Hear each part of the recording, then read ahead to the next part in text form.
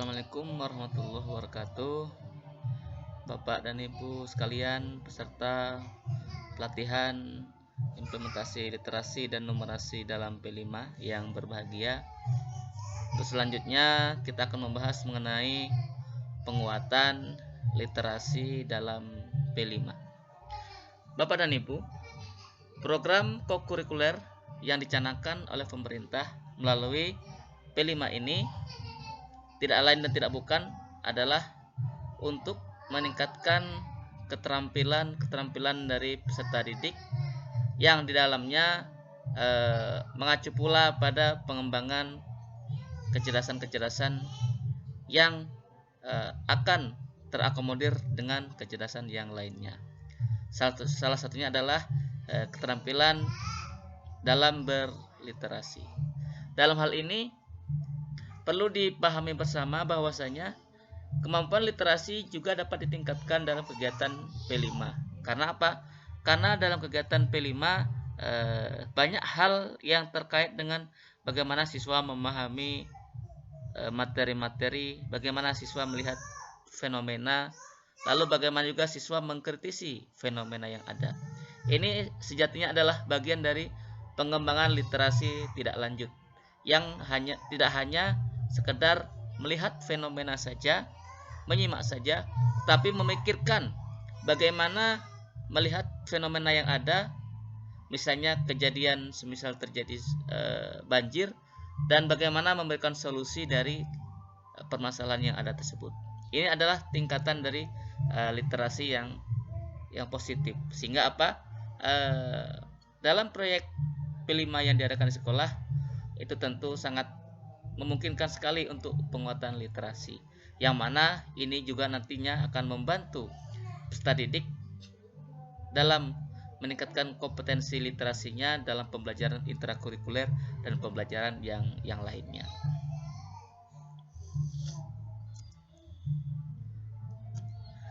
Bapak dan Ibu sekalian, sebelumnya mari kita lihat sejenak mengenai istilah yang ada di Indonesia, yakni ada istilah dari bogorkita.com ya. Ada artikel tentang malas membaca tetapi cerewet di dunia sosial. Malas membaca tapi cerewet ya di media sosial. Dengan penduduk terbanyak kelima di dunia, riset We Are Social bertajuk Global Digital Reports itu menyebut penduduk Indonesia itu 64% sudah terkoneksi dengan jaringan internet. Bahkan angka rata-rata orang Indonesia berselancar di dunia itu lebih banyak dibanding rata-rata global. Berarti kita berselancar di dunia maya ini per hari itu rata-rata tercatat itu adalah 7 jam 59 menit atau sekitar 8 jam ya. Ini lebih banyak, hampir 1 jam 15 menit dibanding rata-rata di dunia. Sungguh kondisi yang sangat kencang sekali ya bangsa kita berselancar di dunia maya. Yang jelas ketika berselancar sudah baru tentu tidak membaca buku secara fisik gitu ya, karena memang ini murni menikmati tayangan demi tayangan, menonton, menyimak dan sebagainya, bermedia sosial di dunia maya. Maka rata-rata itu sebanyak 7 jam lebih per hari. Selanjutnya juga kondisi saat ini semakin marak berita-berita hoax, lalu ujaran kebencian dan juga saling serang di dunia maya. Terlebih informasi yang didapatkan bahwasanya pemilik akun di Indonesia ini aktif di dunia digital mana saja gitu ya, mengomentari sosial media luar negeri, di platform luar negeri ada saja yang berkomentar dengan komentar berbahasa Indonesia. Itu intinya adalah orang-orang kita ya yang memang menyimak di mana saja dan berselancar kemana saja seperti itu. Tetapi apakah sudah cukup menyimak dan belajar melalui eh, gadget saja gitu, membaca melalui gadget saja itu apakah sudah cukup meningkatkan literasi gitu. Nah, nyatanya kondisi yang ada adalah kita mendapatkan istilah ada malas baca gitu ya, tapi cara di media sosial gitu. Selanjutnya adanya hoax yang marak dan ujaran kebencian pun menjadi bukti nyata bahwasanya itu keterkaitan dengan budaya literasi yang masih rendah di masyarakat kita. Ketika seseorang literasinya sudah mumpuni, maka tidak gampang terperdaya oleh hoax gitu ya. Dan juga tidak gampang juga mengungkapkan hal-hal yang terkait dengan ujaran kebencian. Seharusnya seperti itu ya. Tetapi ini kondisi yang terjadi adalah sebaliknya. Maka ini adalah tantangan bagi negara kita, begitu juga anak-anak didik kita. Sebagian besar dari mereka tentu menyumbang persentase yang besar ya mengenai bersosial media dan berselancar di dunia maya ini dengan jumlah yang cukup maksimal, terutama anak-anak di jenjang pendidikan.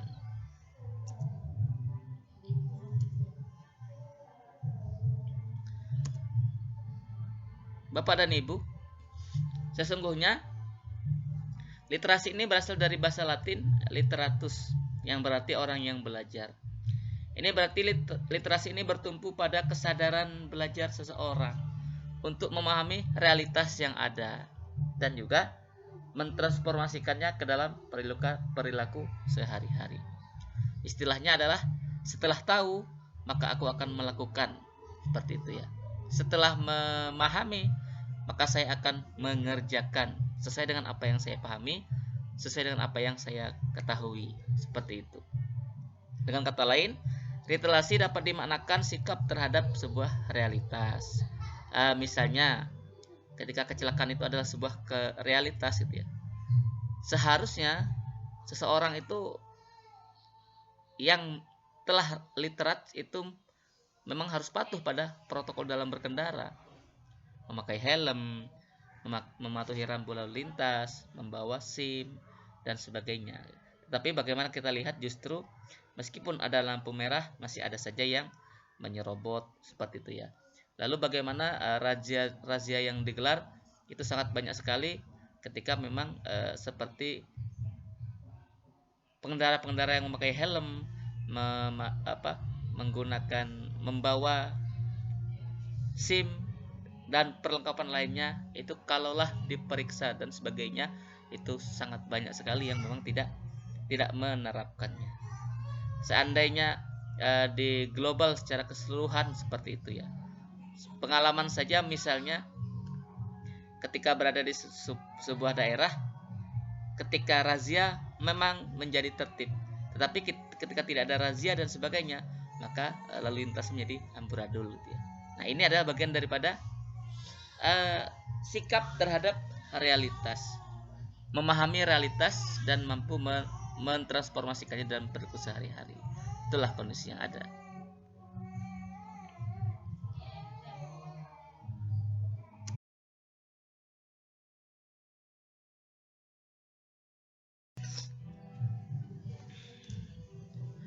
Selanjutnya kita akan membahas mengenai literasi ini dalam proyek penguatan profil pelajar Pancasila. Bapak dan Ibu sekalian, sehingga akhirnya kegiatan pembelajaran dalam hal ini melalui P5 haruslah mampu meningkatkan kemampuan literasi dan sikap literat siswa. Selama ini mungkin kita pahami bahwasanya P5 itu ya tentang proyek, tentang kegiatan-kegiatan yang dilaksanakan di luar intrakurikuler gitu ya, karena dia ada kegiatan yang berbeda daripada mata pelajaran, sehingga fokus dari kegiatan ini adalah produk, proyek, dan hasil akhir dari kegiatan-kegiatan yang berbasis di luar pembelajaran. Sehingga ini adalah sebuah miskonsepsi ya yang perlu diluruskan juga. Karena apa? Sejatinya dalam kegiatan P5 itu memiliki potensi yang sangat besar untuk meningkatkan literasi dari para peserta didik, terutama terkait dengan pemahaman tentang elemen-elemen tertentu yang lebih diperluas lagi lebih fleksibel, lebih relate dengan kondisi sehari-hari ya, yang mungkin tidak tercover dalam pembelajaran intrakurikuler yang biasa, tapi dapat dieksplor lebih mendalam kemampuan literasi ini melalui P5. Mengapa? Karena untuk menjadi literat gitu ya, hal-hal yang aspek-aspek yang harus dilewati oleh seseorang untuk menjadi seseorang yang literatif atau literat, maka seseorang, kemampuan literasi tersebut pada seseorang akan dilihat dari bagaimana dia memang menemukan informasi. Ini adalah tingkatan yang dasar ya, menemukan sebuah informasi, melihat informasi. Tentu dalam kegiatan P5 hal ini memang menjadi bagian dari pelaksanaan kegiatan. Bagaimana memang proyek disusun berdasarkan kejadian-kejadian atau informasi-informasi menarik yang akan dibahas dan dituntaskan dengan menggunakan berbagai solusi, keterampilan dan sebagainya. Selanjutnya, menginterpretasi informasi dan juga mengintegrasikan informasi-informasi tersebut, menganalisis gitu ya, memberi pertimbangan, selanjutnya mengambil tindakan dari informasi yang didapatkan. Misalnya ketika bagaimana sampah yang menggunung ini harus dapat ditemukan solusinya, bagaimana sampah yang telah banyak ini tidak menjadi masalah terus, tidak selalu menjadi masalah. Lalu apa solusi yang produktif untuk sebuah permasalahan berupa sampah dan sebagainya. Ini adalah bagian dari interpretasi dan memahami. Selanjutnya adalah mengevaluasi dan merefleksi.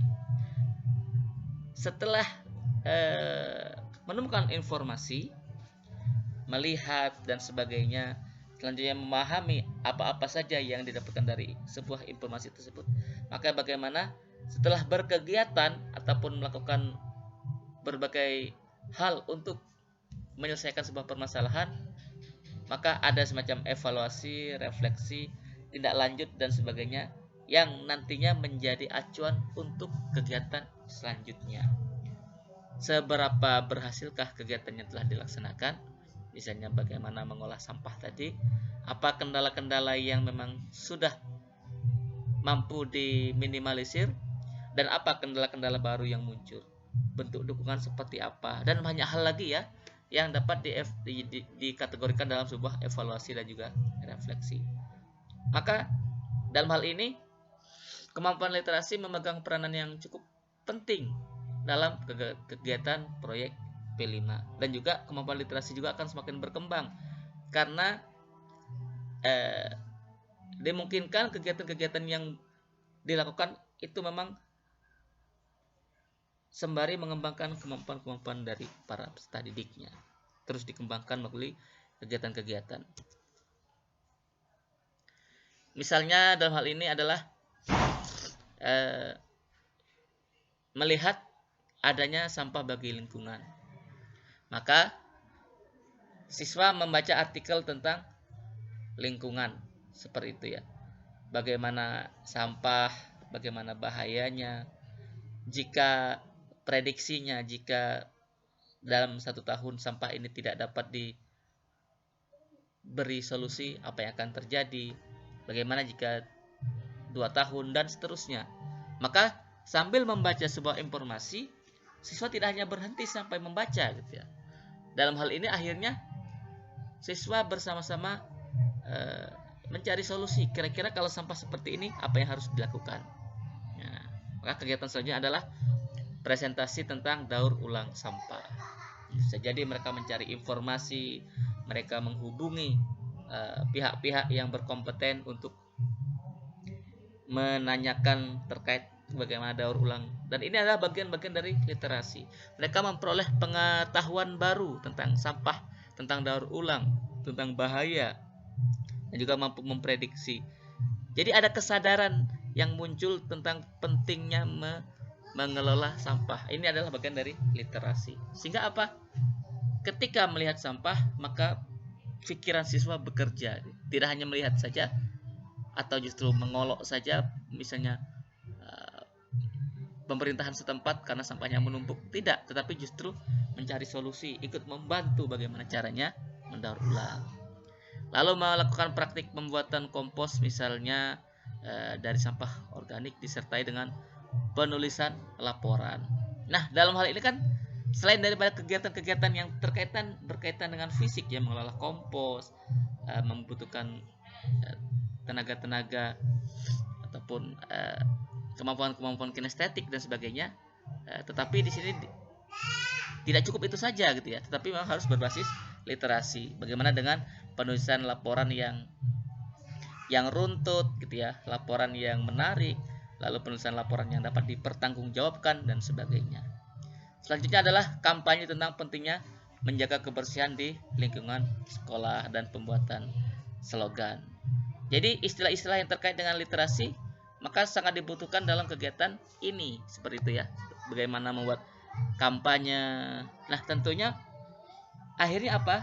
Siswa ini mencari dari berbagai sumber gitu ya. Bagaimana nanti slogan yang akan dibuat. Lalu ada rasa kepuasan tersendiri ketika memang mampu berbagi kepada sesama terkait dengan mengajak rekan-rekannya untuk membuang sampah pada tempatnya dan menjaga kebersihan. Ini adalah gambaran dari kegiatan P5 berbasis literasi. Dan hampir di semua dimensi ataupun tema dalam P5 itu memang semuanya akan meningkatkan kemampuan literasi dari para peserta didik. Tinggal para guru yang meramu pada sisi mana kemampuan literasi itu akan ditingkatkan. Secara tidak sadar siswa akan membaca secara mandiri ya, siswa akan memperoleh informasi secara mandiri dan sebagainya.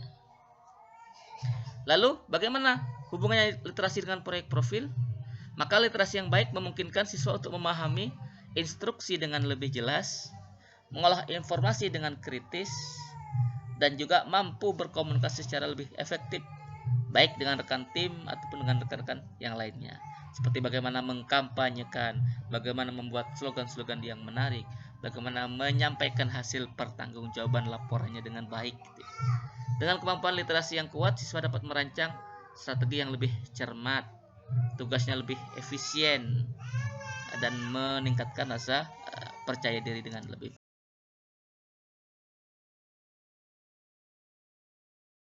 Selanjutnya, apa yang akan kita dapatkan ketika mengimplementasikan numerasi ini dalam berbagai masalah dan juga dalam penerapan P5 ya. Maka kita akan mendapatkan yang pertama, kita akan menyadarkan anak mengenai manfaat ataupun memperkenalkan manfaat memiliki kemampuan numerasi dalam kehidupan sehari-hari. Sehingga anak tidak abai ya dengan angka, dengan data, bagaimana mereka peduli dengan informasi-informasi yang disajikan dengan data dan angka. Kan terkadang anak abai ya, tidak menyadari oh ternyata ini informasinya gitu ya. Dilewatkan saja kalau melihat data-data grafik, angka dan sebagainya. Padahal itu ada informasi yang bisa didapat. Lalu mengajari anak untuk memahami dan menganalisis kalimat yang terdiri atas kata dan angka. Menggunakan konsep matematika untuk memecahkan permasalahan sehari-hari. Sehingga anak mengetahui kalimat matematika